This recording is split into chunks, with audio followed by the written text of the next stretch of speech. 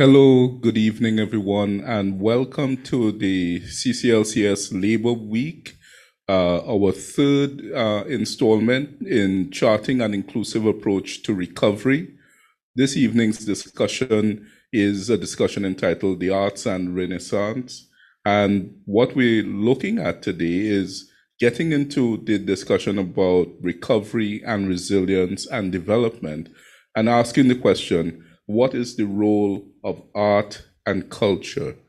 So who's your favorite artist? Is it Bunji Garlin or Leroy Clark, Sampa the Great, Lil Sims? Is it Messi or Usain Bolt or Giannis Antetokounmpo, who's probably my favorite right now? What is the role that art plays in our life today? What is the role that art plays in the development of our society today?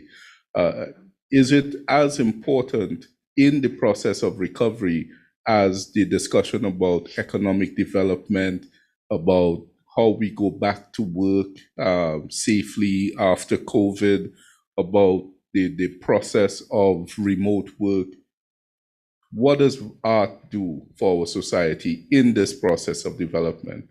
With us today, we have three artists who will be giving us their perspectives. We have one coming in remotely from the United States and two who will be here on set with me. We're running a bit late because one of our participants is caught up in the traffic. As you know, when rain starts to fall, that's it, all cars stop. So allow me to introduce our participants who are here with us today. Coming in from California is Natasha Marin.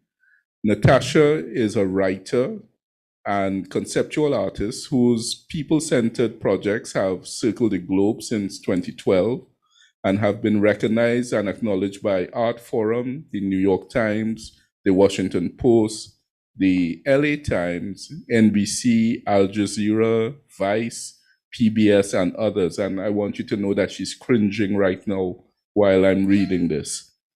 She is the curator of Black Imagination by McSweeney in 2020. Excerpts from this book recently appeared in the Paris Review and Poetry Daily, and the sequel, Black Powerful, is forthcoming this September. Hopefully she'll tell us a little bit about that. With me on set right now is Turunesh Raymond. Tauranesh is director of the Philosophical Society of Trinidad and Tobago and Ethiopia Eritrean artist.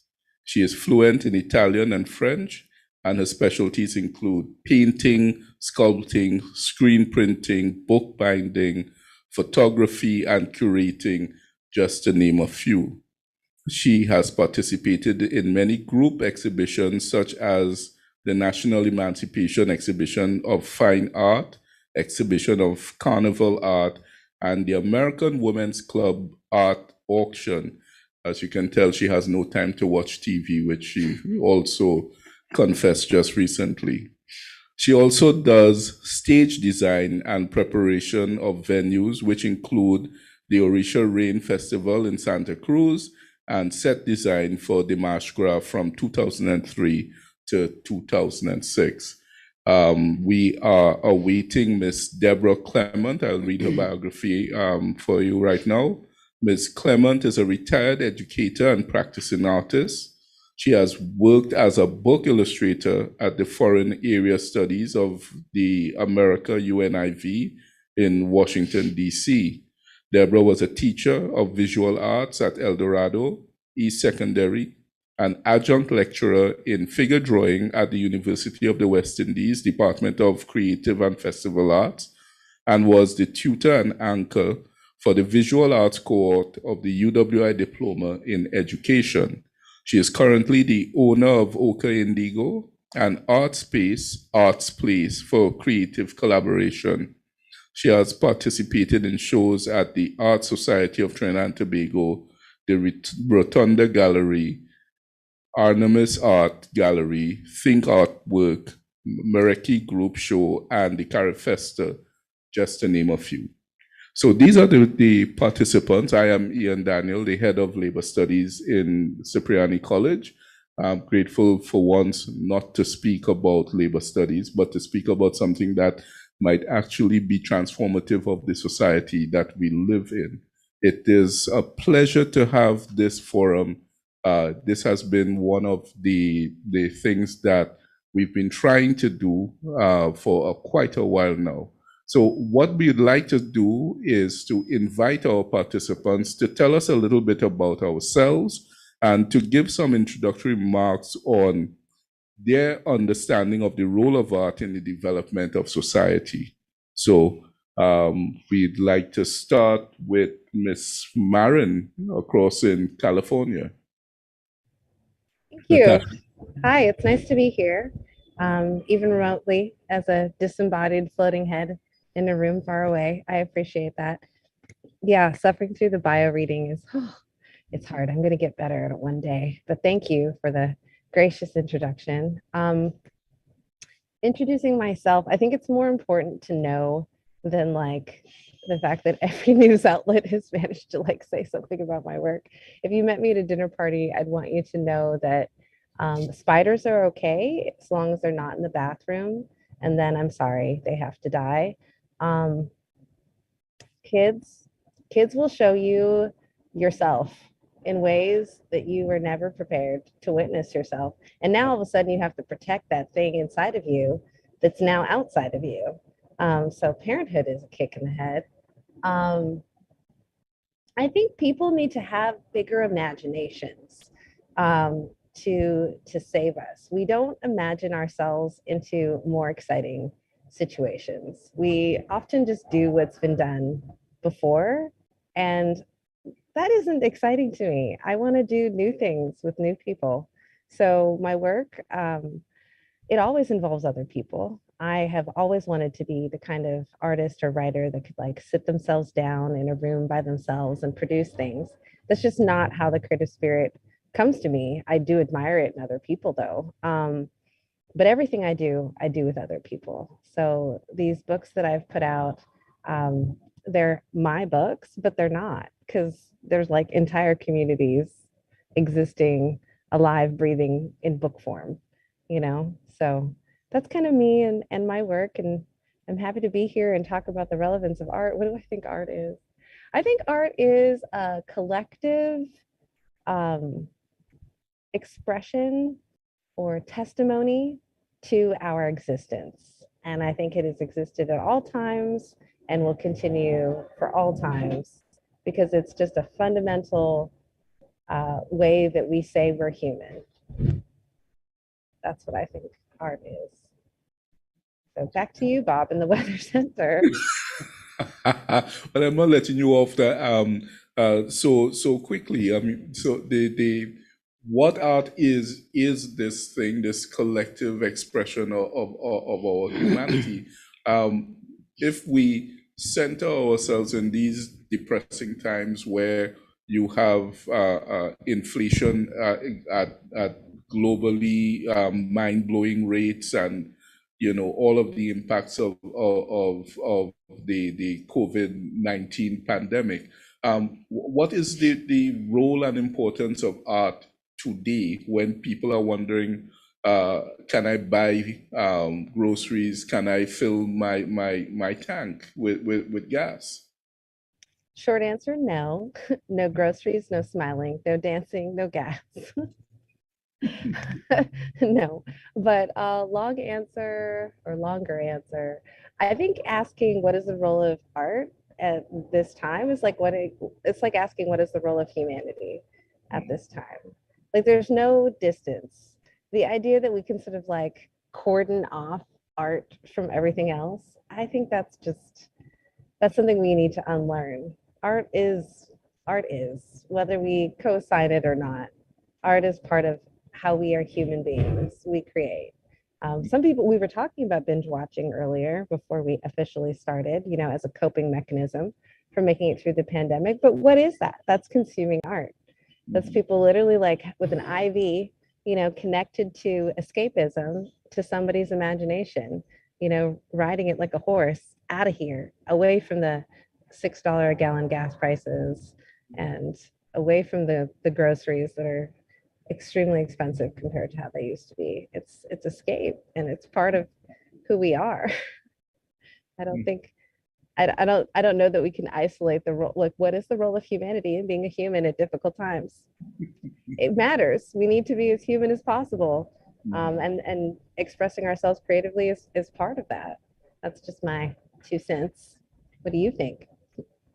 Well, we'll come back to that in a little bit. Right now, I want to turn the camera on to Turunesh and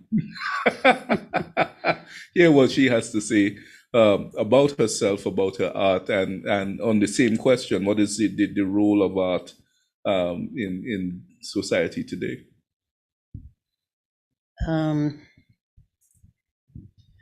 Well, I'm an artist. I've been an artist for a long time. I don't follow standards, so I just paint what comes, or may not be painting, maybe something else. I use a lot of, I use papier-mâché as a form of sculpture. And I don't have discipline for writing. I know I could, but I have no discipline. So I stick to, and but my thing about, I think art is the element that we completely overlook.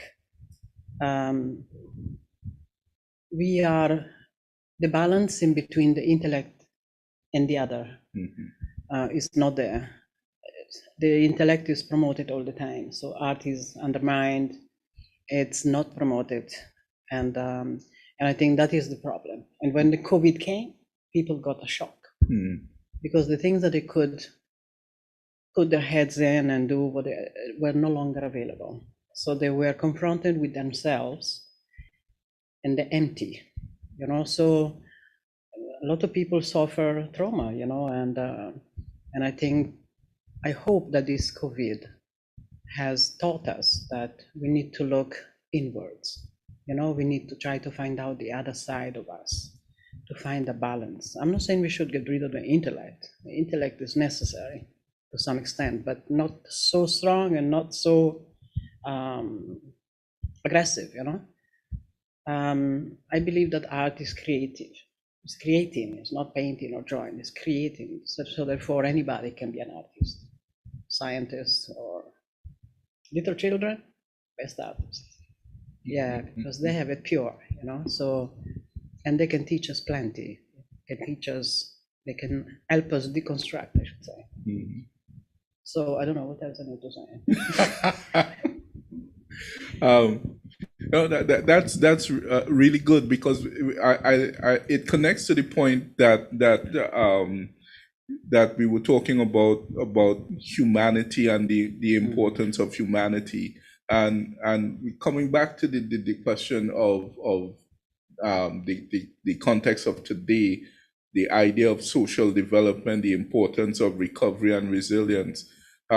You're seeing all these plans to develop this sector, to invest in that sector, to re-educate, to reskill and all of that. But we're not talking about humanity. We're not talking about even intellect. We're talking about having tools, having capacity to work. So what is this development of humanity? What is the importance of this development of humanity today, as a condition for development, as a condition for social surviving? Well, it's difficult to, you call this a renaissance, right? Yeah, but I think that before you can be born, you have to allow that phase to die. You see, this not understanding the importance of art, to only appreciate art if it's given to you in a commercial way, and not really, in fact, not encouraging art. I don't even feel the people, well, okay, I shouldn't even say that, but I mean, like people in government, right? They don't understand this. They will give you little this, little that. Huge amount for other things, which obviously are not designed to heal the people, you know? So this is a place where art abundance in terms of the amount of artists and variety of art that exists in this country. Yet, when you drive down the road, you can see nothing. Bricks and cement and stuff. Why not paint it? Because colors have an energy. They impact on you. So what I'm saying is that there are so many ways in which we can recover before we can renaissance. Yeah. You know, and but unfortunately we don't, you know, people who can and what's the word? People that can promote these kind of things are not there. They're not mentally there. They're head somewhere else. So I'm not saying that it's not valid where they are, but, and I think that the society needs to heal in a very serious way, because we are going down, we are not going up. You know, a lot of damage and stuff. So I think we need more art. I mean, it's not just painting. I mean, singing. You know, singing, that too. You know, the philosophy in the words. You know, have to kind of, you know, everything, theater, everything. But there's very little compared to the other side. Yeah. So I don't know. Natasha? You know, I was just really listening to Turunesh. You know, and you're just listening and not at all thinking about what you might say. So I don't know that I'm prepared to say anything. You do know that you're expected to speak today, right? Yes, but I also think, you know, ironically, I do think there's an art to listening as well. And I think that maybe for the first time for many people, this pandemic being, you know, sheltering in place, many of us had a chance to sort of listen to our own inner dialogue, maybe to an extent that maybe we don't have space for routinely. And some of us were very productive and went and got creative and, you know, made creative products. And other people just sort of worked on themselves. But I think that that is also that there is art to that. You know, I think art in some ways is also just practice. You know, if you practice folding toilet paper into a paper crane like all day, every day for 40 years, you're basically a toilet paper crane artist. You know, like I would be mad. I'd be insane. I picked something arbitrary, I know. you know, but I think that anything we practice with, you know, dedication, openness, and creativity is art. It's on that level of art, you know. So I think what we need to do is stop doing what's always been done, you know, just collectively. This idea that like the intellect is in a different realm than than intuition. Like, who gave us that idea? Is that our idea? Did we come up with that? Because I don't know, but when I witness, like, I have met a painter who can draw two things with each of his hands, like at the same time. How dare anyone suggest that there is no intellect there? You know, like that is straddling both intellect and intuition at the same time. And I think that's really, art is intelligence. It's our human intelligence expressing itself. It's what separates us from many other species, is that we will take time to create things, and not necessarily for living in or helping us to eat, you know what I mean? Like, that go beyond sort of an immediate function. And those actions often nurture our spirit, our connection to like a greater existence. You know, I don't want to get preachy and woo-woo, but it would be silly to be here calling ourselves artists or creators and not be simultaneously genuflecting to just the wonder that is our existence in the universe. You know, like it is just like one big prayer, like all of it is us just, but to our own humanity, to our own existence, to what might be beyond that, you know? So to get through hard times, you know, you call on higher forces, and that's what art has always been. It's always been like manifesting something better than what we are in right now, right? Have I just gotten too weird and everybody's just like, okay, Seattle. No, I don't think so. Okay, vegan, gluten-free. Any No, I understand what Natasha says, an artist, so she's weird, just like artists are. But I think that what she's saying is true, but I do believe that art has very little to do with intellect. I'm sorry. I think that the intellect will come in when it comes down to organized thing. But I think the thing that's come out of you, which is really art is creative and creation and is an expression of culture. So the culture is represented by the art. So when you look at art, you understand where the culture not quite working or working. In our ancestors, they used to use culture, art to express utensils, to make masks for ceremonies, all of those things. But it was never, how are we going to do it? How are we going to measure it? How are we going to do it? Will it be approved? No, it was what's coming. Okay, so but now art is being defined by society. So yeah, you can do that, but you live in society, you create art, and then you may want to sell it. But society says there is no good art. So what you do? Do you understand what I mean? So yeah, you keep it home and stuff. But what I'm saying is that it's not so easy. It's not so easy. Is people define art. They're just people like me and you. Who are they to define anything? Art is a personal journey. But because art is a commodity, that's why all of this happens. You understand? So they will tell you, that one, $50 million for that painting. So what makes that painting $50 million? What? Or somebody, art is your personal history. And somebody will come and look at your work and say, well, that doesn't look finished. But how you can possibly know that? Is my story. Do you understand what I mean? So it is so constructed, it's so constricted into a narrow way that is very difficult. People don't do things because of that. They will say, oh, I can't draw. But why you say you can't draw? Have you ever tried? That's what I'm saying, So we need to liberate ourselves from that. You see, that social construct that basically makes us impotent. Do you understand? And only that way. And you can do that only by, don't care what people say, just do little drawing. Do it alone in the house, nobody can see them. But that's the only way to liberate yourself. I do not believe you can do that any other way. Because the system has completely, monopolized this art to do, what they do best, which is, business. So, so during the pandemic, I was telling people that were speaking to me, do art, paint, rip pieces of paper and see to make a duck, do a collage or something, but start somewhere.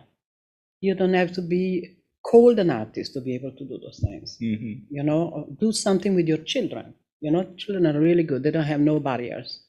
So, and I think this is one of the reality. The reality is that we live in a world which is everything becomes a commodity, a way to make money, and totally undermines the human being. I mean, seriously. I mean, they make incredible art to publicize food which is corrupt. It's causing you to get sick. So what I'm saying is, this is really the reality. We cannot hide from that. We need to face it and change it. We can't just change it without, what I call it, out of the context of where we live in. Yeah. It's impossible. Sorry, I'm going on too much, right? No, not at all. Natasha, any response? Did that trigger anything for you? First, I just want to say thank you for recognizing weird sees weird. I appreciate that. I like that we see and recognize each other as just a couple of weirdo artists. That feels true. That feels right. That feels like bonding. I don't disagree with anything you said. I feel like I need to clarify my terms in this way. That I just feel like there is a difference between how we've been taught to regard the intellect versus the intuition, as one has a value judgment over the other. Yeah. And I just think that there is an innate wisdom and knowing in the intuition that is not lesser than what we call the like intellectual pursuits, because there isn't a sector that I know of that wouldn't benefit from more creativity and more sort of art-minded people participating and engaging. Even if you took something as like dry and boring as like how the post office works or the Department of Motor Vehicles, like if those people invited more creative minds into their work, they'd probably enjoy it, and it would be more humanized experientially for those of us, you know, who have to consume these services. You know, the last time you were at like a government office doing your business, yeah, there might have been even art on the walls, you know, but if you're waiting in line and there's like an opera singer singing or somebody playing an instrument or performance, the time could just disappear. You know, you'd have such a much better experience of going, you know, to get your papers or whatever, renew a passport. But it just doesn't even occur to people to try things that are different and new, that would serve all of us. But I see our third guest has arrived, and I just wanted to do a little rambling while she got settled. And I'm going to stop talking now so you can welcome her. And that's Natasha trying to abandon the mic. Can I just say something quickly? Sure, please. I just wanted to say that the reason why I believe that when you create, the intellect should really be somewhere else is because it's to avoid the social construct. The intellect will stop you from doing certain things because they are not part of what you are accustomed to. So if you want to say use a green and a blue, they'll say, no, but green and blue don't go together. But this is one of the social constructs in school. They will tell you certain colors don't go together.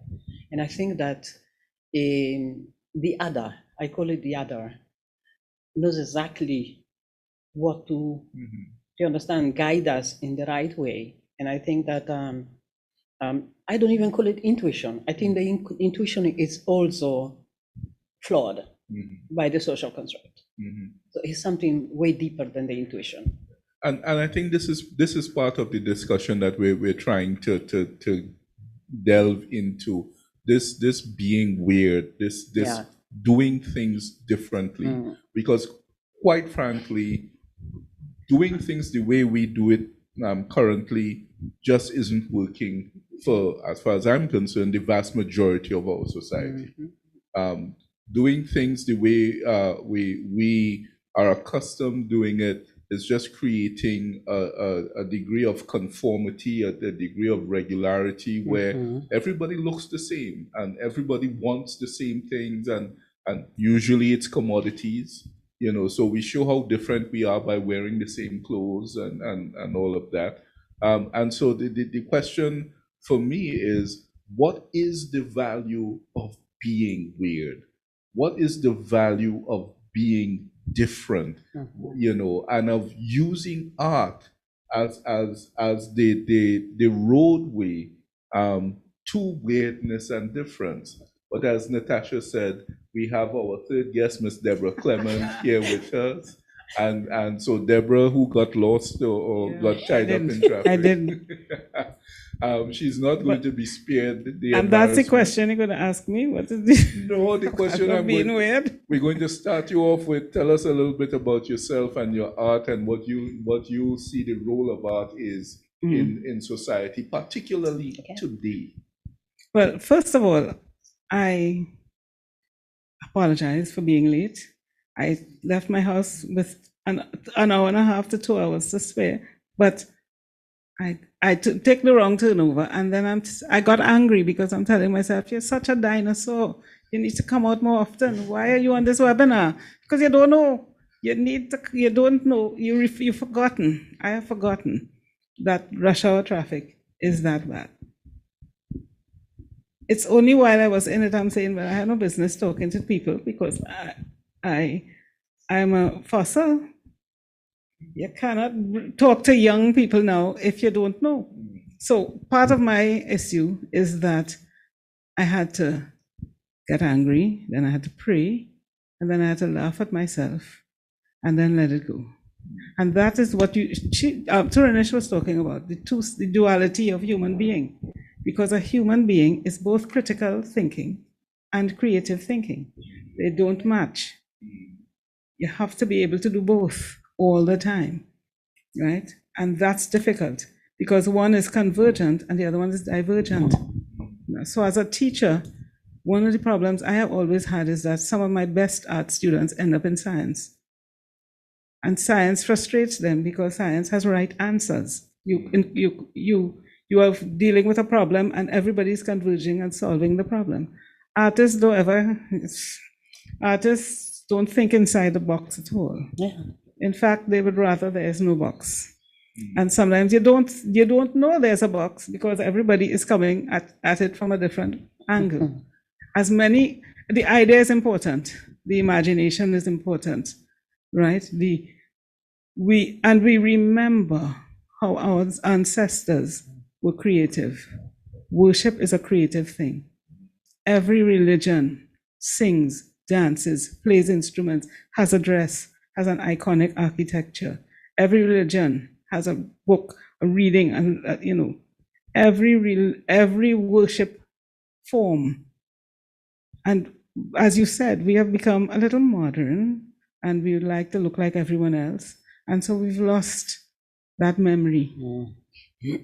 That memory that came from India, that memory that came from African countries, that memory that came from China, from the indigenous peoples. We've lost it. And so when you do something that's a little different, you are weird. But it's what human beings do. Human beings are weird. That's the point of being human. That even in identical twins, they're not identical, right? And each of us is born with a piece of the puzzle. And we suppress it because people tell you, you can't go nowhere with that, first of all. You'll be poor, you'll die poor. So go and do law and play a violin part-time, right? But that's what your soul, art is a language and it's a language of the soul. It's a language of the emotion.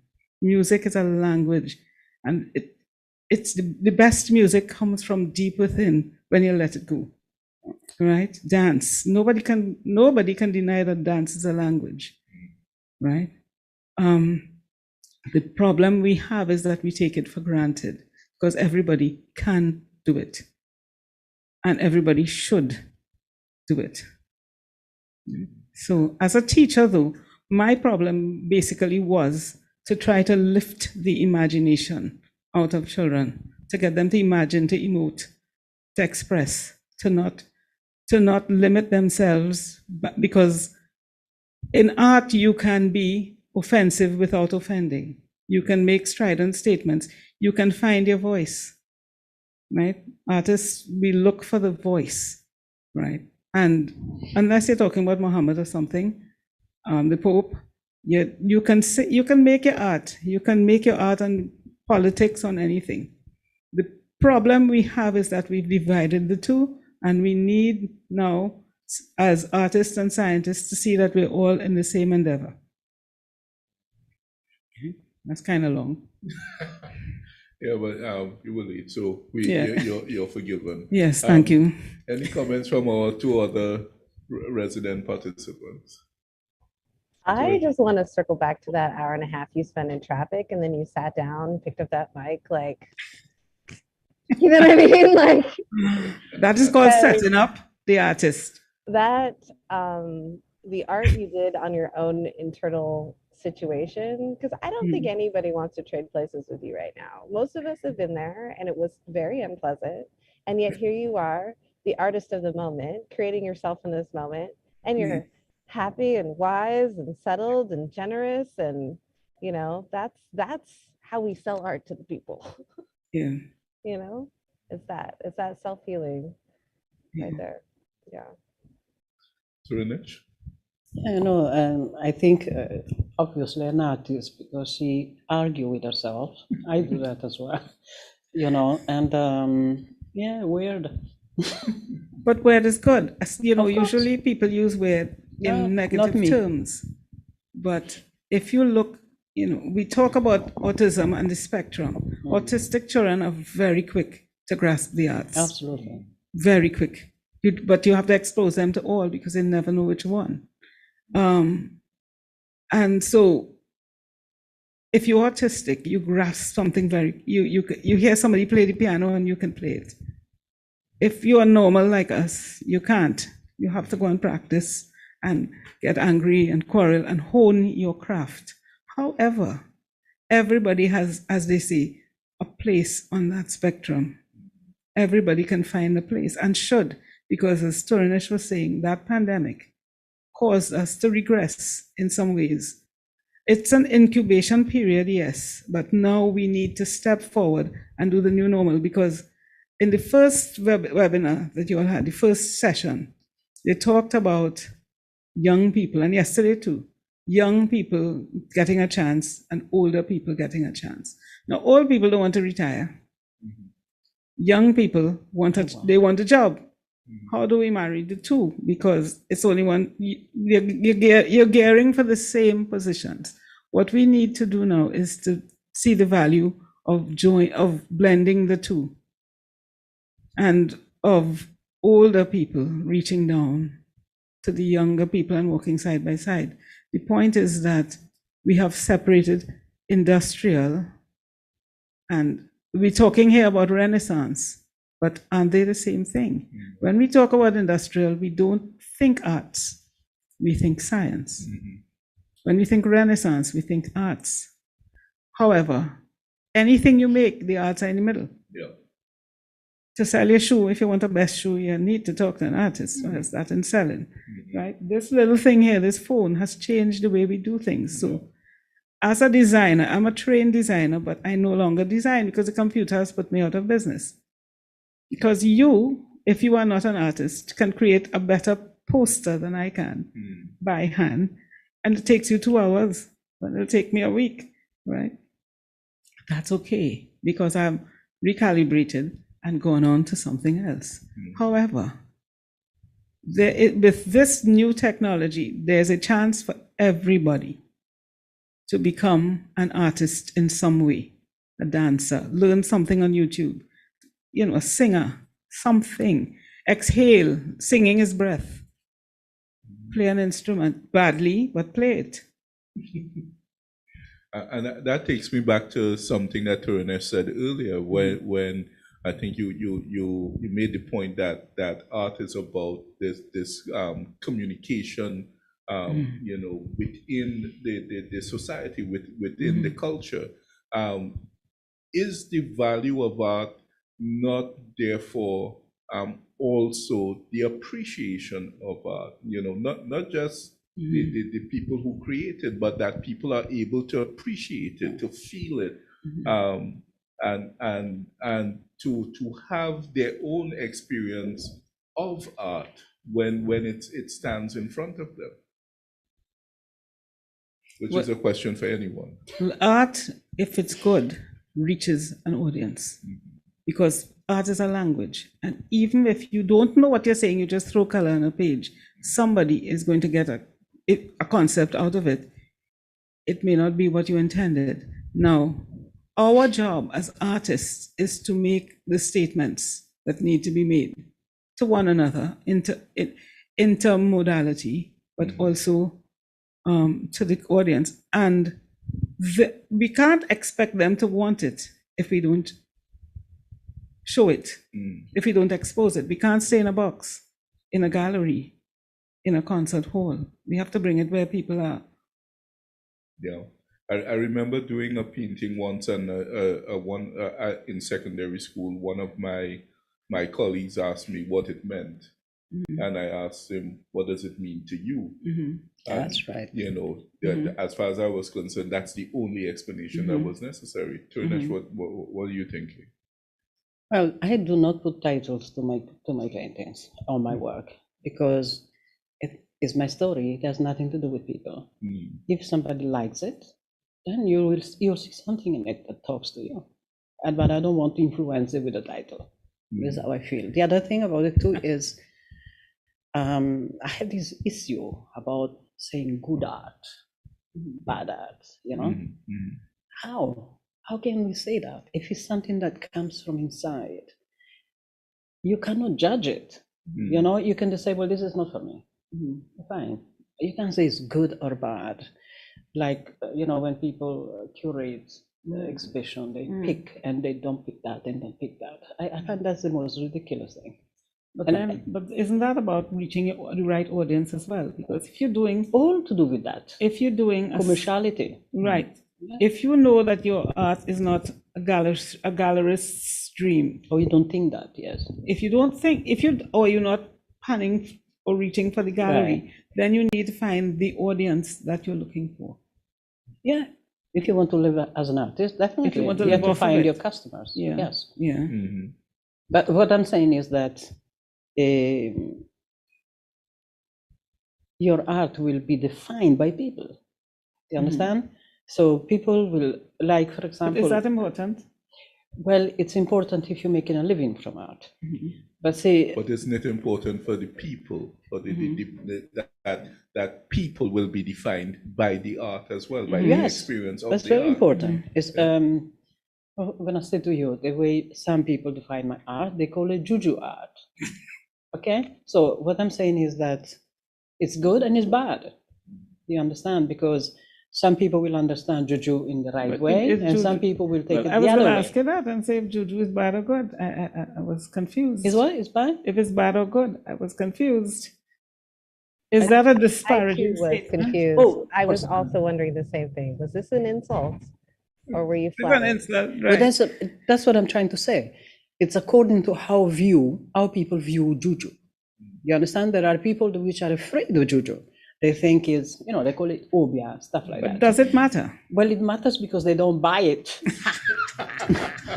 But then it's the wrong audience. That's what I'm saying. What I'm saying is, it's not about right or wrong audience. So if I sell in a market, there's all kind of people coming there. That's right. You may find somebody that come in and buy 5 pieces. Yeah. Another will come, look around, and walk far away from so.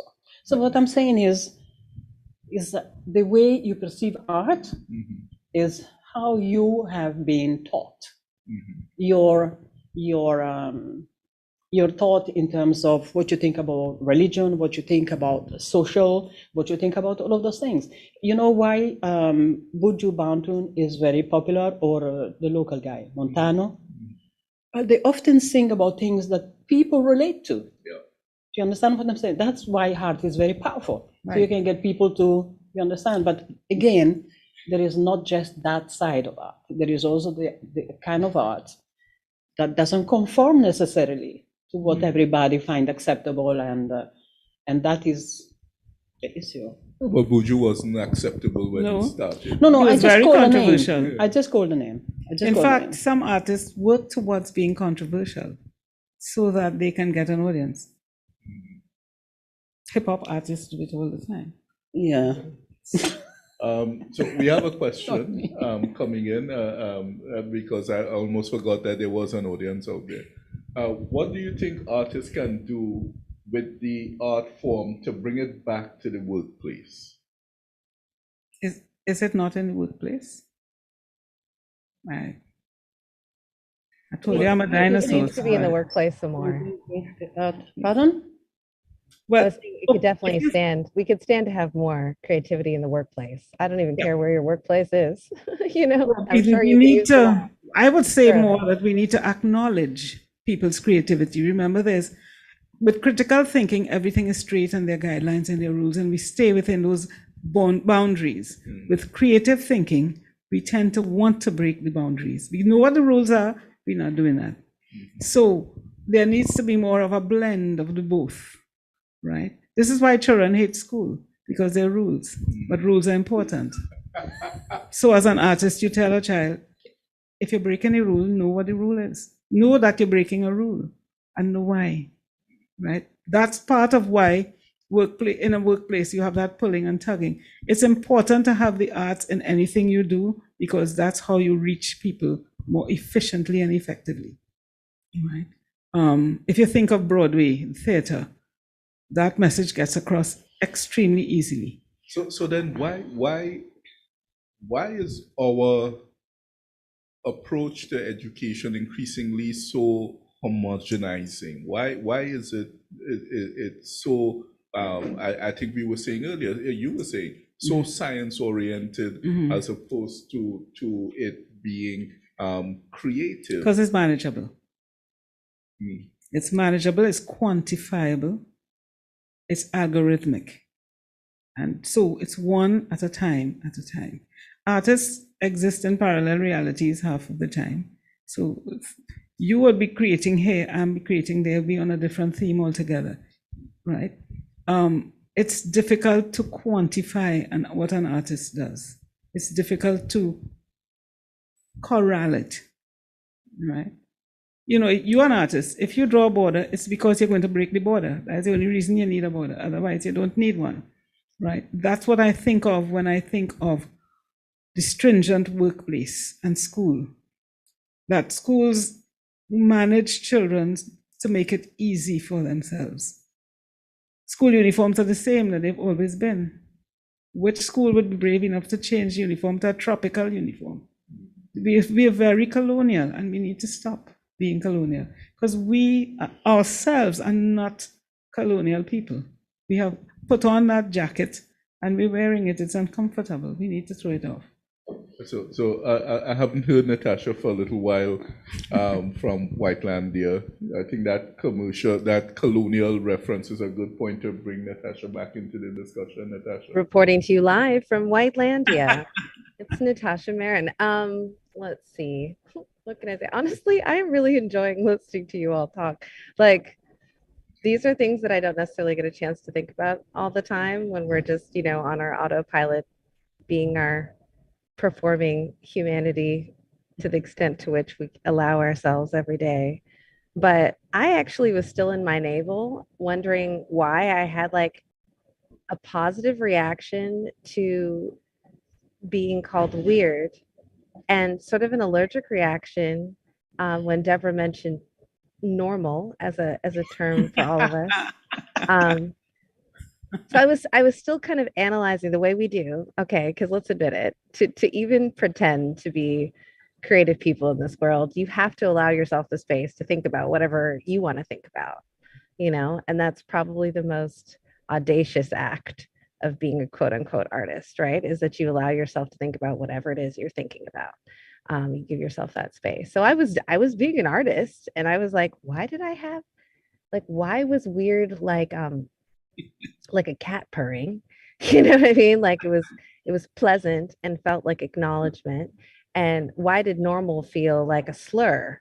And I was also thinking about when Turunesh was talking about her work being called juju art, and how both Deborah and I were like, we didn't know if it was an insult or not. We were waiting to get her read, like, and then it was clarified, oh no, this was meant in a derogatory way. But I in that moment was like sort of brushing invisible dirt from my shoulder, imagining myself as you being accused of making juju art in a pejorative way, but like being delighted, just delighted. Yeah, no, I love it. that somebody was recognizing that, like, yes, juju is afoot. All of this is all magic, and it's absolutely power, you know, for sure. So that's where I was located in my navel. Yeah. So, but in terms of the uniforms, I'm 100% with you. Like that's what we were talking about earlier, is just like the status quo. People are out here working to maintain the status quo, like the status quo needs us to work for that. Actually, we could do something different. We could do a lot of things differently. Yes. Yeah. And we have to. No. Yeah, it's a chain reaction, right? That's how I see it. The parents are teaching children art. And I mean teaching. I don't actually teach children. Mm-hmm. Children more like teach me, right? So they come to the school with what looks like a small suitcase full of books. And they drag in the thing. We're talking about 6 years old and stuff like that. And you think to yourself, when they come to you, I just say to them, okay, what do you want to do today? You say, one says, oh, they want to paint. The other one say, I don't want to do nothing. And the other say, okay, go along. So they say they want to go and draw on the blackboard. I say, you just go ahead and do it. you want to see the beautiful stuff that they do. That's why I say I'm not teaching, but I'm encouraging them to. Art, you take it out, you don't put it in. So teaching is stuffing things in. Also, I think that what we need more paint around. There's no colors. This is the capital of Carnival. How can it be so dry? All the walls, no paint, nothing, no, I like that question. no murals, no nothing. Well, like let the me tell you question. something. Colors You see, you're not a Trinidadian. colors carries. So is that compliment or an That's insult? a compliment. Okay. Because you have come from a place where art making is part of life. Yeah, but you too, but your ancestors. Yeah, I agree with you. Yeah. So what I'm saying is that colors carry an energy that influence you, whether you're aware or not. Yeah. So for example, schools should be colorful, workplaces should have paintings, and all of that will give people energy, positive energy. You understand? So instead of going on a gloomy, kind of gray kind of thing, look at this place. Come on, serious. You want to fall in a coma. Just looking at this place. But I think this is one of the points that we're trying to touch down on, in that everybody is focusing on, the whole world is focusing on economic recovery because of COVID, because of recession before that, because of the crazy man in Europe, trying to destroy a country. But the answer is money. The answer is, how do we make money? I remember not too long ago speaking to someone from the business community and explaining that rum is culture. It's not just a thing. It's culture. It's us. We're selling us, and so that could be a great creative thing. Absolutely. But rum has become us. Rum was always me, but anyway. But I think if you want to really hear true history of Trinidad, that's the best place to listen to it, in rum shops. Yes, I thought of that when I was coming here. Yeah. I said, this is why people stop in a bar and they drink. Yeah, we pick up a lot of information. If I didn't have to come here, I would have just stopped over in Rutgers. But the question, one of the questions that we have on screen right now, it comes to I think one of the things that we're trying to get to. Can one create economic opportunities? I think it's almost a truism in and of itself, except that we don't seem to want to encourage it. Can one create economic opportunities like in theater and open places for entertainment after this pandemic, given that COVID-19 is rapidly becoming just the common flu? Well, Turunesh touched on something about carnival, and we tell ourselves we are carnival people. But the point of carnival is that carnival is therapy. People bottle all of their emotions for the entire year and wait to come and explode for carnival. Well, it's a week now, almost. If people use that color, as she said, every day of their lives, it wouldn't be. There are people who wait, they're living in Europe, wherever, and they wait for those 2 days to come and explode and then go back to their quiet lives, their imploded lives. The point is that carnival is the model, right? It is the explosion of creativity. It is just that we don't see it as a economic thing. We see it as a religious thing after the time. Not anymore. Well, now it's a commercial smart thing. people see it as commercial. Feathers and feathers and bikinis. No. The point is, though, that those people in feathers and bikinis tend not to walk on the street a regular day. I was just thinking of myself as well. You don't walk on the pavement unless, since pandemic, I don't touch the pavement at all. That is bad. I usually walk about my neighborhood and will talk with people and stuff. I don't do that anymore. A lot of these people live in very gated spaces, very exclusive spaces. They work in offices with the same people every day. They tend to stay within a gate then. And therefore, at Carnival, you on the streets, you feel like this is life. It's open. I can do anything. And then you go back into the bottle. All right. Now, if you are one of those people who make the mass, then Carnival is just a thing to make money from. For those people who have to vent. Because mass men don't really play mass. Right? Pan men don't play mass. Pan men play in pan. The two don't come together. So it is for the business aspects of Trinidad and Tobago, people who think they are enterprising, to pull together, and all those panyards that have, everybody has a panyard now in a pan theater, to have spectacle there, to do a Broadway sort of, to bring in the Moko Jumbies, to bring in the writers, to bring in the theater to the neighborhood. But we have so much more than just that as spectacle. I mean, I just can't stop looking at Turanesh's arm, because she is art. Yeah, she's a quintessential artist. I just my tattoos are all covered up. I'd love to expose them. Shame on you! Come on, take that jacket off. But we have food that is not that poison that Turunesh was talking about, that we don't celebrate. We have young artists in secondary school whose murals are around TN Tech that are beautiful, and they're not made public. How do we capture the explosion as opposed to the implosion to help recreate our society, to help invigorate society after something as hellish as COVID?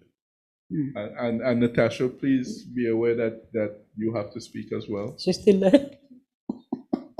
Well, I had started my company there, Ochre Indigo, because I wanted to do public art. I wanted to do art. I realized that in my neighborhood, I live in Aruka, people don't know the difference between a painting, a drawing, or whatever. They don't see art. And I wanted to do it. Of course, it was expensive, and then came the pandemic, and I stopped. And I wanted to do collaborations with other people in other disciplines. So something with a dancer, something with a musician. My sister is a musician, so I'm always hearing music. Right? But it is that people always say, but you don't have capital and you have to get a sponsor. You don't have to get a sponsor, because I'm making art anyway. You're making art anyway. But artists tend to stay in silos.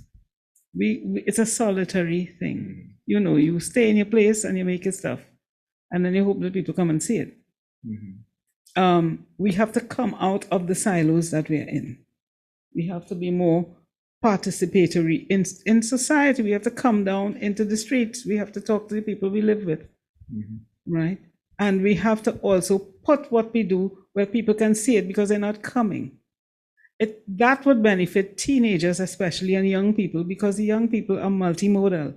They don't want to do anything that doesn't have music, doesn't have a movement, doesn't have some sound, nice colors.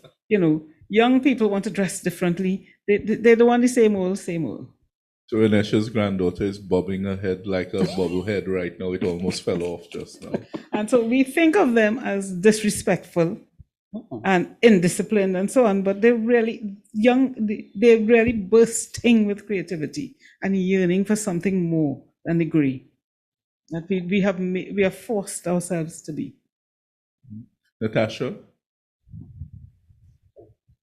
Well, we know that I can't do anything by myself, so there's that. I have no idea if today I am a young person or not. Because, She's a young person. yeah, so I'm trying to figure out that. I think I'm an in-betweener. I think I'm in between.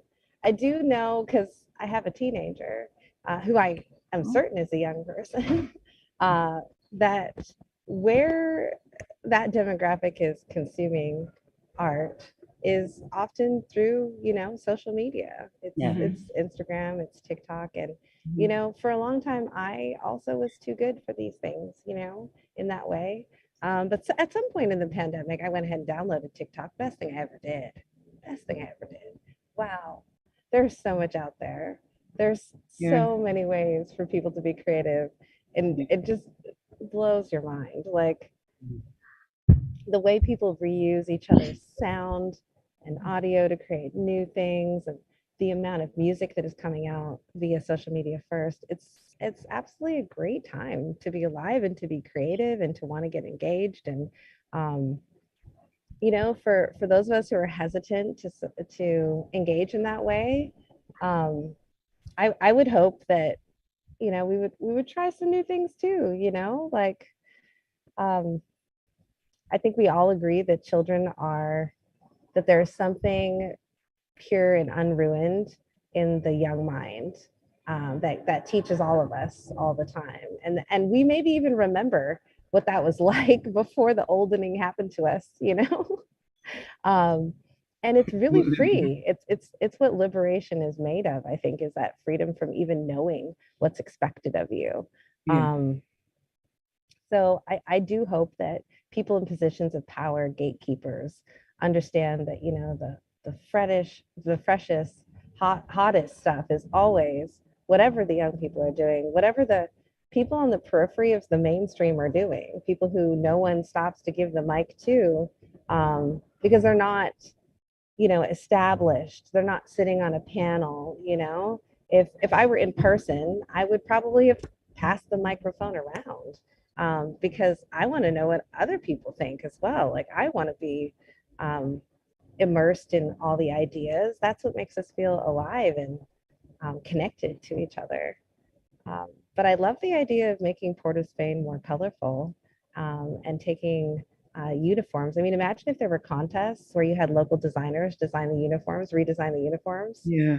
How great that would be. First of all, everybody would have fly uniforms. Like, we know it doesn't matter who won, it would be better, like just for starters. And, if everything is made locally, if you can get, a Caribbean factory to be producing these, even better, because the money stays in the community. So I think there are concrete things that we can do. Businesses can hire artists to make workplaces more engaging and more comfortable to be in. But the fundamental creativity, the connection has to be made inside of the minds of those people who have the power to, allocate the budget in a direction that could benefit more people. And I'll tell you, artists can manage a budget. So can teachers, because we make something with nothing all the time, all the time. So it wouldn't be money wasted. It wouldn't really be a crapshoot. It would pretty much be a sure thing. Put some money in the hands of creative people and see if you can bring more joy to like every aspect of our lives. Because, it's a practice of joy often. And that's sorry, go ahead. I wanted to say that we have to work on parents. Because you talk about money, parents quantify. Parents want to know how much money you can make out of this. Parents have to stop looking at their children with such disappointment when the child is an artist of any kind. Because these are the same parents who play music and wear fashion and go to the cinema, go to the theater, they watch. They need to know that they may say that's very nice, but their eyes they betray that, and they need to stop it. Because this is the time when the arts are the industry. Yeah.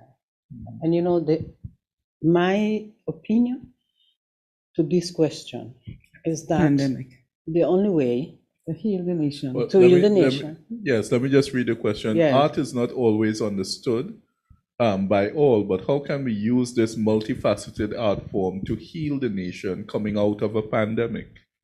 Well, the only way for me to do this is to start with the children. You see, let them do plenty art. Don't bury them under books. That I don't know. When I was small, I used to hate art because you had to sit on a thing and draw things that I wanted you to draw, and this was not what I wanted to do. And when I left school, I never did art again until I was about 20, and that was just accidentally. Somebody liked a doodle I was doing. and they wanted it again. And then I say, well, I start to doodle again. But what I'm saying here is that we have to start from the little ones. Yeah. You understand? Because they are the one coming up, But we have to changing the energy. We have to start changing. making it not a subject, but a way of life. But Play the that's my music point. at home, sing at home, bring the paper, and you work with your child because it's healing for you as well as a parent, right? You have your own frustrations. The arts are the best way. Put on some music and dance with your children. Change the curriculum from the colonial one to a Trinidadian one. Right. And that's the question. How do we convince the people who make the decision to make these changes? But it has to start from us, because remember, we vote for the people who make the decisions. We vote for ourselves. They reflect us. And right now, we don't see the value. Trinidadians do not, and Tobagonians to a lesser extent, we don't see the value of the arts. So it has to start from us doing it and saying to our children, this is a valuable thing. It heals you. Yeah. You can make money out of it. I'm going to help you with it. I'm going to join you in it. And it is so weird to me that we don't see the value of it, because we take it for granted. That's what it is. When I look out, I see cultural icons, global cultural icons who are from here. Yes. Yeah, but you know, but we haven't made the shift between doing it at home and getting there.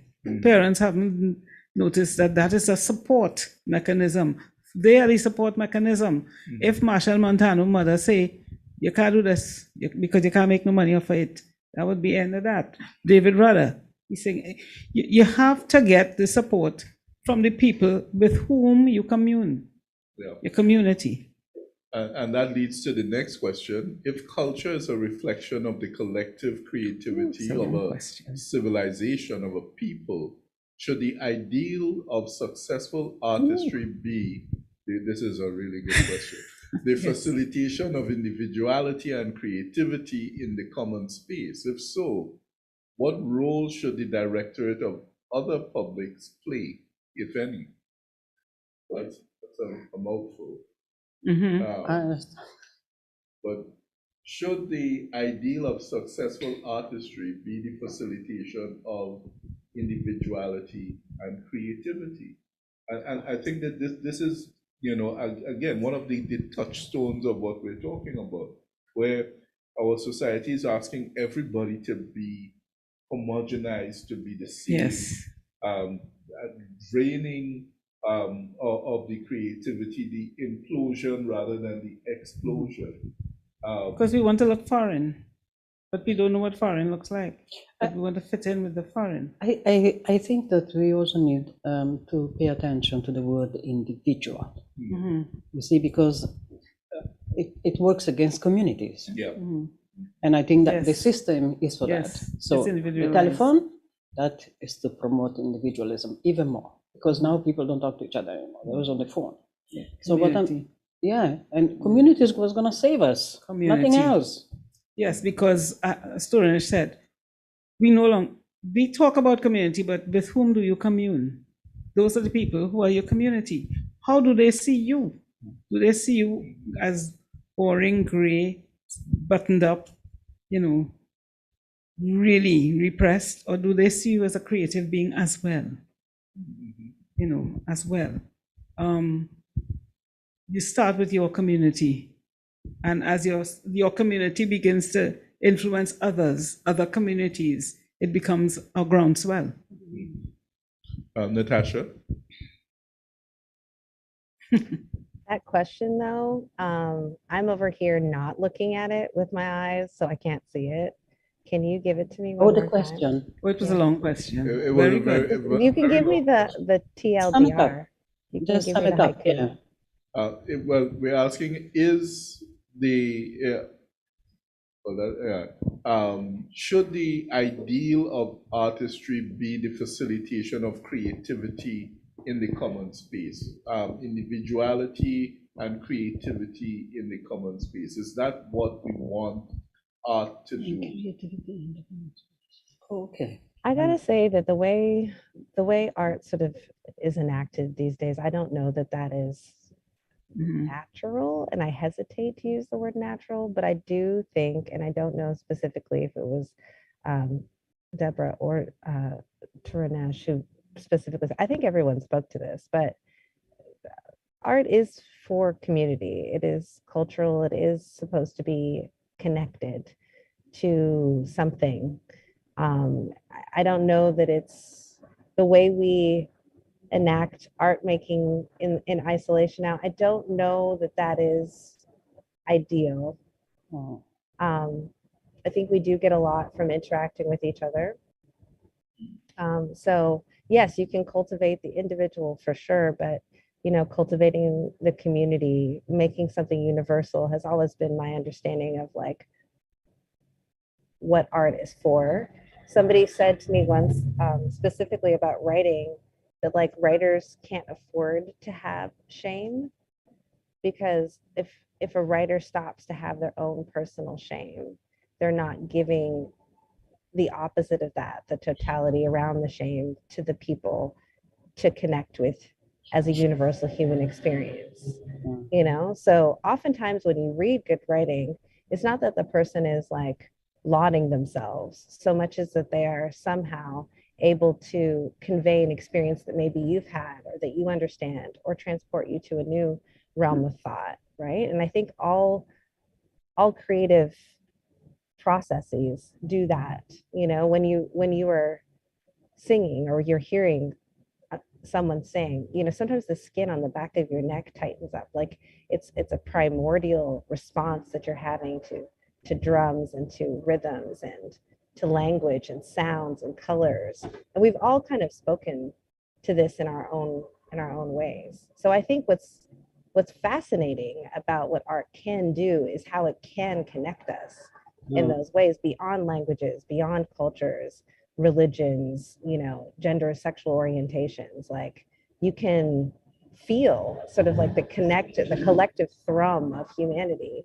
when you're beholding like some work of art that is amazing. So short answer, yes, but also yes and no. I think we need to focus more on that resonance, that echo, that human reminder of like how much we are all human beings and we all respond to music. I don't think they've ever found a group of people that doesn't respond to music. You know, I don't know, but there's something fundamental about creativity to our very humanity as people and the way it connects us all. So but you see, we wait to be facilitated. We don't see our endeavor as labor. It is labor. And if you're not proud of what you do, why would anyone pay you for it? One of the important things for me, again, is the connection between the artist and the audience, and that breaking down of any sense of hierarchy or separation. You know, I'm really old enough to join the club. I don't know. To remember Best Village, right? To live Best Village, where the entire island would be brought together, you know, in this system of creativity that rivaled Carnival. But Best Village was a driver. Yeah. If we are artists, why don't we get together and make a product? If we are artists, why do we work in a hole, in a silo? Why are you not proud of what you do and letting people see it so that you can get people asking for it? If you are Moko Jambi, Moko Jambis come out all the time. If you are Midnight Robber, why do you come out for 2 days only? Why can you not sell your product all year and be proud of what you do and retool it? If you are you play pan, why can't you get together with a dancer? Or recently, I forgot the name of the guy, but he has a painter painting in the back of his video. He's singing and she's painting. Brilliant. Why can't we do that? But how do we fight against the almost cultural definition that art is, and it's commensurate with high, and that the majority of us still have no need or appreciation or desire for it. I mean, Well, that's a dichotomy, because that was art was supposed to be an elitist thing, where one had the luxury to do. But we also make art as a way of life. You know, if you look at the Ndebele or the Shona peoples, they're carving, they paint their houses, the clothing. I mean, Turunesh has a lot of painting on her clothing. We make things every day. The thing is that we value, when you and I make it, we don't value it as much as when someone who has leisure and time values it. We are not elites. Okay, there are, let me tell you. We don't call ourselves class division elite. is this. That's right. If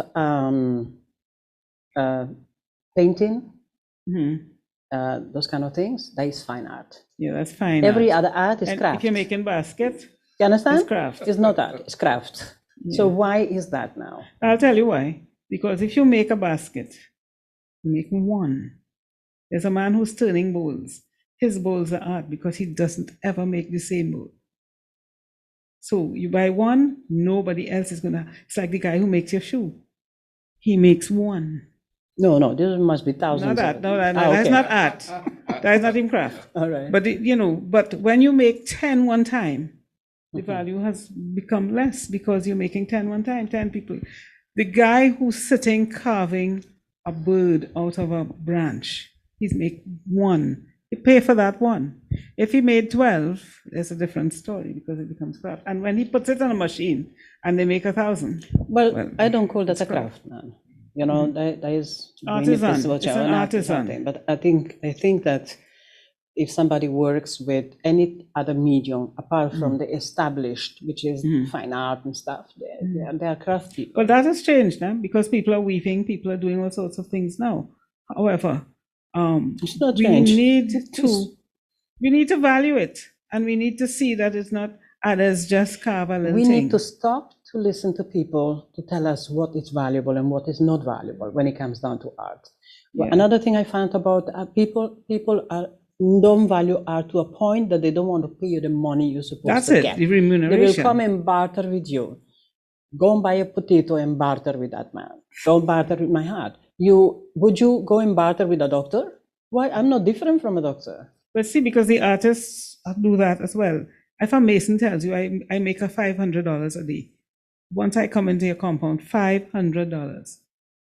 The artist doesn't do that. He doesn't say, well, if you're going to speak to me, you want a portrait, this is my price, or go somewhere else. No, the artist say, well, what you have. It's not that the artist doesn't say and then that. sometimes it's the person don't see it in the same way. Right, as but being sometimes valuable. if they don't value it, then you don't give it to them. Oh, I don't sell it, right? Yes. It's not free. But what is the question between as the question is asking, the next question is asking, what's the connection between the appreciation of the artist and the collective mindset? Because I'm coming back to what the question I was trying to ask. There's almost a deliberate effort to make art unimportant in society, and people are not expected to like art or to appreciate art. I wasn't expected to like plays when I was growing up, and then I read Shakespeare and fell in love. Why is it that we seem to think that, again, in this utilitarian world, that there are things creative that you don't need to know about, and unless you're one of them weird people, without recognizing that the whole of society can benefit from all of us appreciating the creative. Well, one of the things that we need to do is to put art first.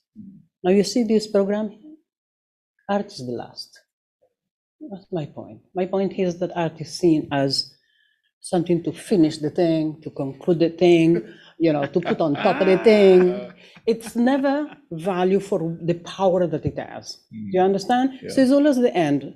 there's a presentation about something, there's a presentation thing, and at the end, somebody will come and say the poetry or they sing their song while people talking to each other about the discussion that was there before. So what I'm saying is this is typical, typical. I see this all the time. So, and this shows me that in spite of us talking about this, we are actually guilty of it. Yeah. But it's not only putting art, it's not a first and last. We include each other. So a scientist should really be here. No, no time for that. Right now, we are talking about art, leave the And artist we out. should be, I always want to should put have been- something else, right? You should be in the first discussion. How many times do you Including see you an in the first artist discussion. discussion including an artist? That's what I'm saying. You in the first Right, let's discussion, not start. Let we them do it mix first. each other together, because remember, art used to be science. Science used to be art. No. When there was no separation, and then we became, I'm in science, you in art, I'm in math, and so on. They're all languages. I know, Math is a science language. is art, of course. Yeah. Science Right? is art, but Science is questioning. Art is a science. Music is a science. Dance is a very rigid science. In fact, if you're a mokojambi, you have to learn to fall. Yeah. It's very important to learn to fall first. Dancers learn safety first. all you need to know is the law of relativity.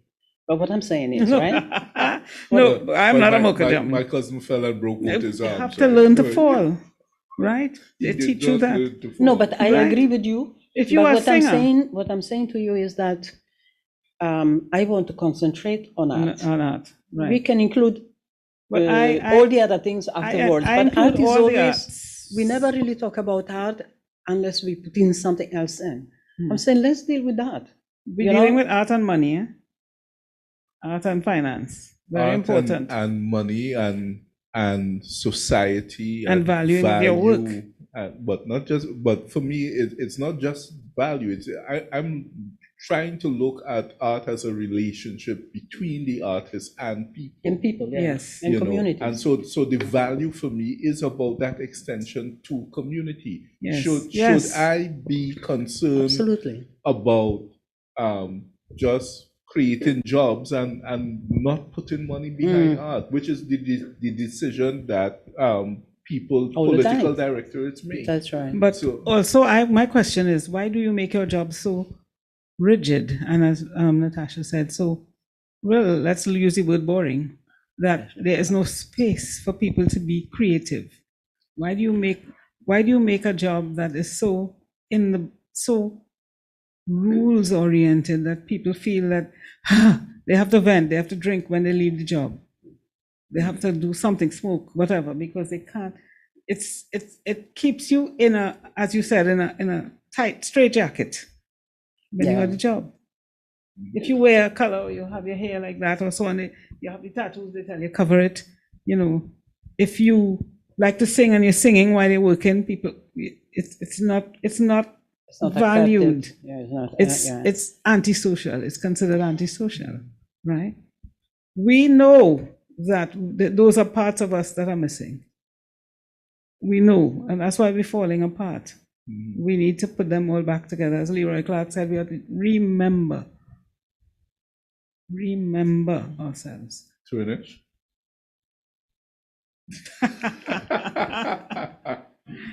It's just that it's a major task. Yeah. It's a very, very big task. And really, we are a very small amount of people, a minority. But also, I have to blame artists, huh? Yeah, of course, we have Because to take some of part us, of the blame. somebody will tell me I just sing, but you need to hone your craft. You work on your painting all the time. There are people who think you can just, well, I just draw a little thing and if you're a writer, you work on the words, you work on it because you want the best words on that paper and the most efficient and effective, right? A photographer takes 1 million photos before they show you one, right? You can't just, everybody sings and dances and so on, but hone your craft. Go and learn the science of the craft. Go and learn the rudiments of the craft. There's YouTube, there are all these things that can help you. I think that the government should invest more in the arts because I mean, you don't know, but in Europe, art makes billions of dollars. But there are also lots of private patrons who invest a lot.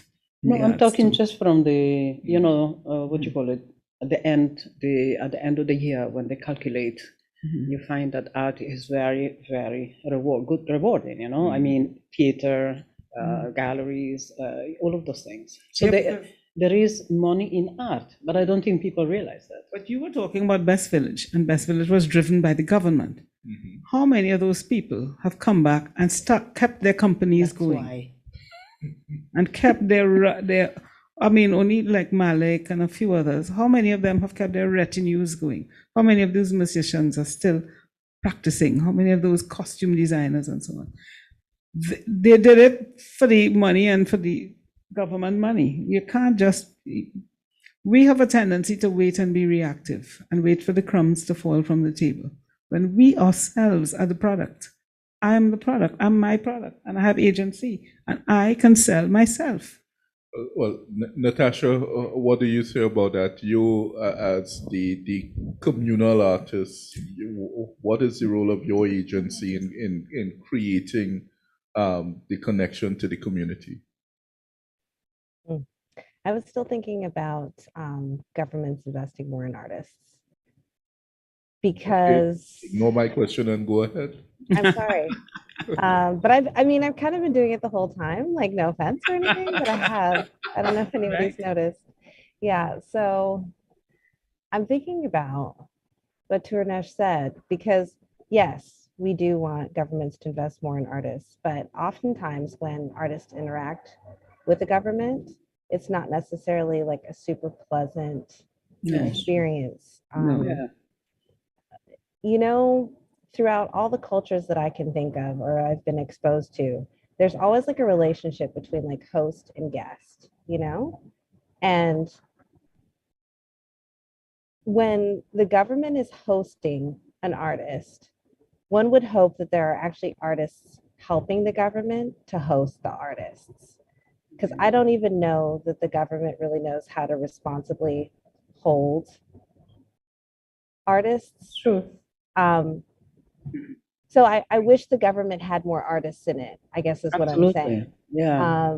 I wish we were at the tables to not after the fact try to make things better, you know, or less harmful, but like in the decision-making process, like being seen as valuable enough to be there making decisions. Like, I just think there was a point where like there was a little shade at like, we're artists and look at this, like this is, you know, this is bland or whatever. And I appreciate shade in all forms whenever it shows up because it's just hilarious. But yeah, like what would have happened if we like planned this with you, right? What would it look like? But the lowly artists, you know what I mean, are never at the tables necessarily where the planning is happening, you know? So I don't know. I think maybe we need to encourage young people to kind of get in underneath the radar and get into those positions of power and be at the table and then bust out their creativity. Surprise! We're doing things differently. I mean, credit where credit is due. This has been a super engaging conversation and I've learned a lot. But what if we did something? Like, what if we made something, you know? Let's do. But that's what, you know what I'm saying? Like, if we had put this much into brainstorming one problem, we would have solved this problem by now. Yeah. But do we want to solve the problem? Is that I'm all? with you. I'm with you there. Maybe we don't want to solve the problem. Maybe we have enough to work to do. Maybe you just want to throw questions out and let other people who But I who are problem solvers. I want to solve the problem because you I know want changes too.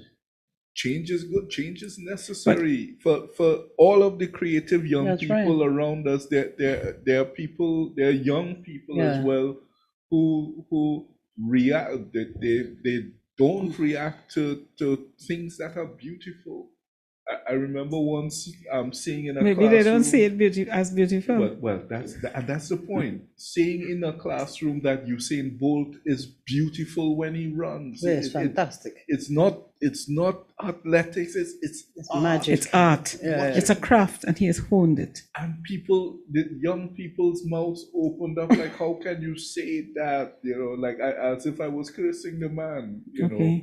But how do we get people to appreciate the importance of beauty and because I'm going right back to where we started, humanity, that Right. creation of humanity. It is human to be creative. I think the school system stop children thinking. I really think that, you know, because I've come across not a little one. Little one is when they get a little, there is no longer curiosity. There is no longer trying to investigate things. It's just so. Do you understand? And I think that's one of the reasons why. Well, it is from the time a child is 2 and they start asking why. Yeah, but they And stop parents by say, the "Don't time ask me they're why." 7. Don't ask why, just do it. The child stops questioning. Natasha said that maybe we need to put artists in the government. And I'm thinking, what makes you think that they aren't? But we don't want to see the government looking weird. We don't want to see our politicians looking different. We want to see Trinidad and Tobago, I can't speak for anyone else. We want a certain face to our government. Because I'm not from Trinidad and Tobago. Yeah, because because we've been schooled to conform, to fix the hair, to wear a certain kind of clothing. You notice when people come into government, they change their dress. They Yes. start buying. Real sad. Yes, they change their way of speaking, right, which is important, yes. But at the same time, they themselves are in a straitjacket because they are mirroring the expectations of the people. And if, as I said, I go back to the community, parents, teachers. So if we don't value what an artist does, why would we want to see it in government? We don't see it as an endeavor. We don't really want too many scientists either. We want lawyers and, you know. Well, the greater fear for me is that we don't value ourselves. No, we don't. I'm saying we don't. We look in the mirror and we see an other. We want to be an other. We want to be what we've seen on social media. Well, social media is not a mirror. It is an imagination. It's a parallel reality. It's a what if. Right? People create things and they put it there for you so that you can think this is possible. That's probably not possible for you. All right? We have to learn, and this is the role of the artist, to show us. Art is a mirror as well, and we have to show ourselves. We have to show us who we are. It's ugly sometimes, but we have to say it. But I think we need to also take in consideration the residues of our history. Yes. That has made us a certain way, you know. Yeah. So if we are running away from ourselves, Yeah. it's partly of that. Yeah. You know, we have been taught to hate ourselves, Yeah. and not valuing ourselves. Yes. Yeah. And therefore, this is something very hard to overcome. It is. Because it's been going on for so long. It is. So, I think that's why I think art is very important, because art can really liberate you, you know. But You know, like I say, I was going to say something as Turunesh talked about schools. When, for a period of time, we didn't have a music teacher, and I'm next to the music room, and they had condemned music. And it was so difficult to teach imagination. This is what I teach. It was so difficult to get children to imagine. And when the first time we got a music teacher, even though it was steel band and it was noisy, you can just feel children emote. You can feel it was like, where has this music been all the time? The sound, even we have deaf children as well, but even so that they obviously are not hearing the sound, but they're feeling the vibe of the children as they react to the sound. yeah, no, And that is what I'm saying about that cross-pollination and that cross-collaboration. We talk about, we skirt the problem and we talk around the problem, but we as artists are waiting for somebody to step in the middle and pull people. when we can do it ourselves. Natasha, I'm not going to ask you a question. I'll just say art as liberation and everything everybody else has said. Actually, hilariously and ironically, I'm responding to something you said. You asked a little while ago, kind of like, what can we do? Like, what is something we can do? And you were talking about the response to you pointing out that Usain Bolt's running is beautiful, being like almost that juju moment that Turunesh, right? Where it was like beauty was somehow an insult when it was attached to this man running, right? And I was thinking, strategizing, like, what can we do every day? What can we do? And I think the answer is we need to tell a man every day that he's beautiful. Like, we could start there. Well, a man telling a man he's beautiful. Anybody, honestly, apparently. But how about starting telling ourselves that we are beautiful? That's it. Yes, we definitely need to tell ourselves. Well, the thing is, for those of us assigned female at birth, our value has been based on our beauty for too long. So apparently the men are out here feeling insulted when, on behalf of other men, that they aren't even, when beauty is out there. And I'm like, my goodness, one thing that everyone can do is find a man every day and find a reason to be like, you know what? You're beautiful. Too risky. You're beautiful. It is risky. It is risky. It is risky. Well, let the men try it first. That's what I'm saying. This is Trinidad. You have to be careful who you're telling that. Let the men try it first among each other. What I'm doing, though, as Natasha said that, is putting it in my art. So I put reflections of myself in my art and the people I live among. So that's her point. You're beautiful. I'm actually just pointing out the irony of patriarchy and all of this, right? Yes. We've been asking ourselves, like, why don't people value art? It's the patriarchy, it's white supremacy, it's none of these are our actual ancestral ancient ideas about any of this nonsense. We already value it, obviously. We are preaching to the choir. We value it. We have to decenter these ideas and like talk to ourselves and each other about what's important and then do something about it. Like, we don't need to study all this other nonsense, like the idea that art is somehow not valuable. Why are we studying that? We already know its value.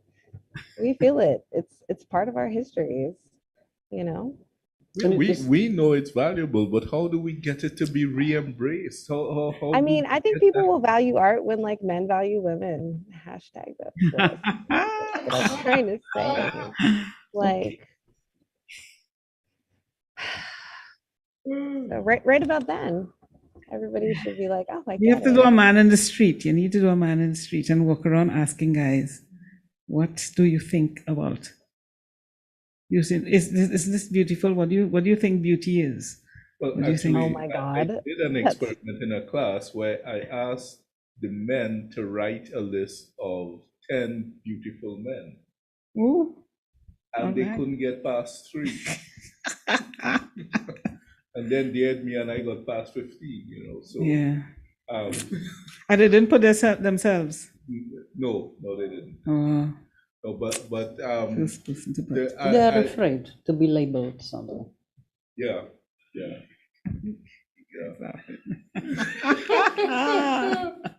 And we're making some of the men in the background here, they support, a little uncomfortable right now. But I'm with Deborah about interviewing these men. I think asking men, like, what do you think of beauty? What do you think, what do you think beauty is? What do you think about art? And then what do you think about women? Like, I'm video editing that in my head into a little documentary short, and it is brilliant and terrifying. So we want credit. We want credit when you do that. Terrifying. Yeah.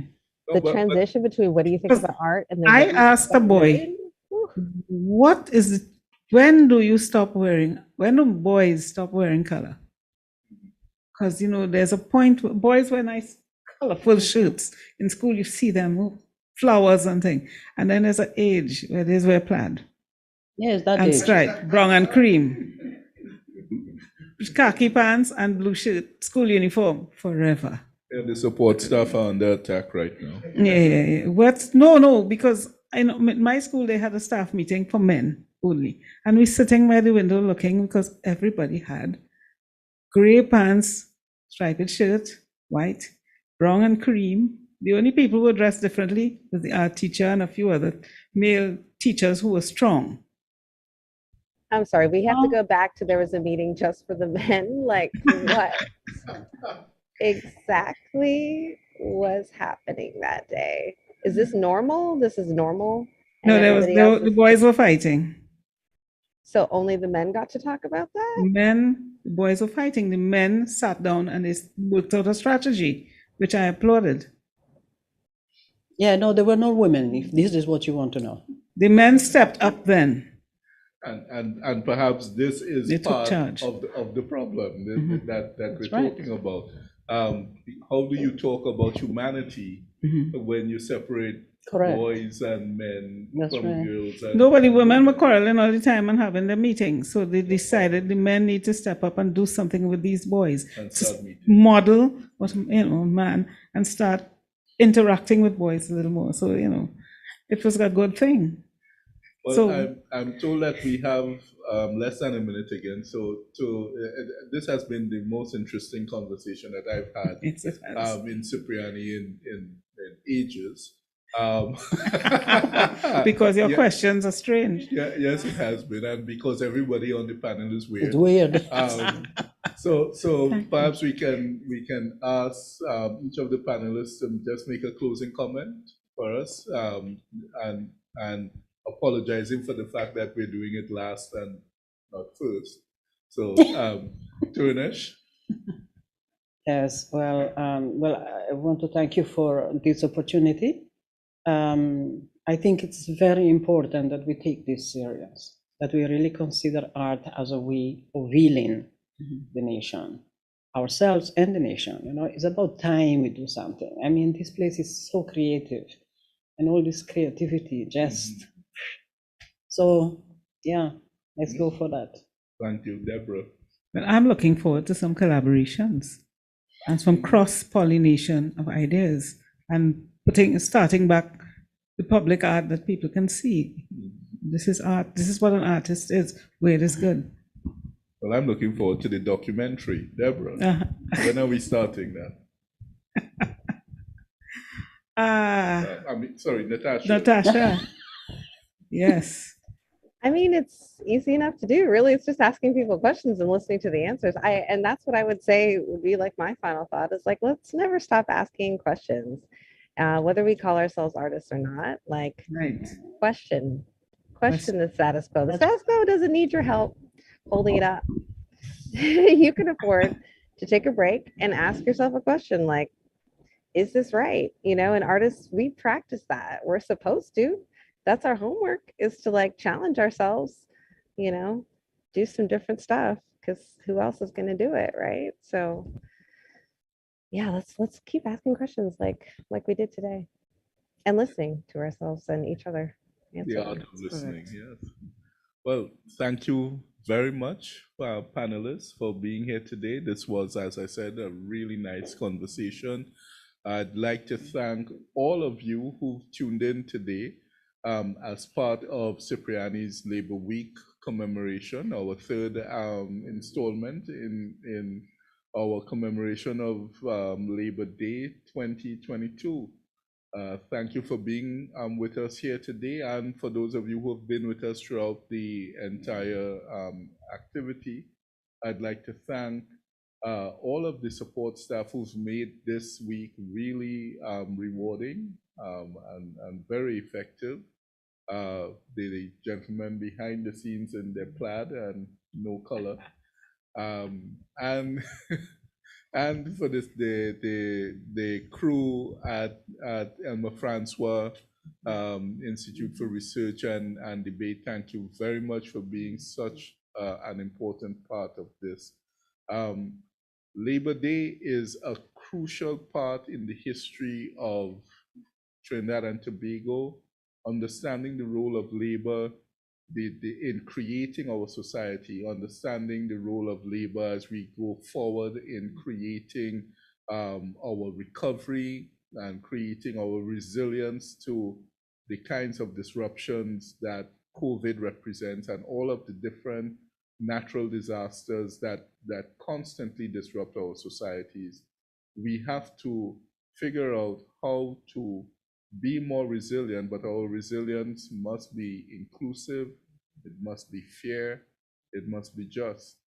And so I want to once again thank all of you for being with us today and wish the entire country a happy Labor Day. And I hope to see you all back with more 𝗪𝗲𝗀𝘀 activities throughout the year. Thank you very much, everyone.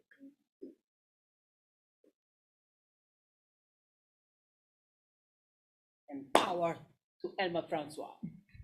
That's right.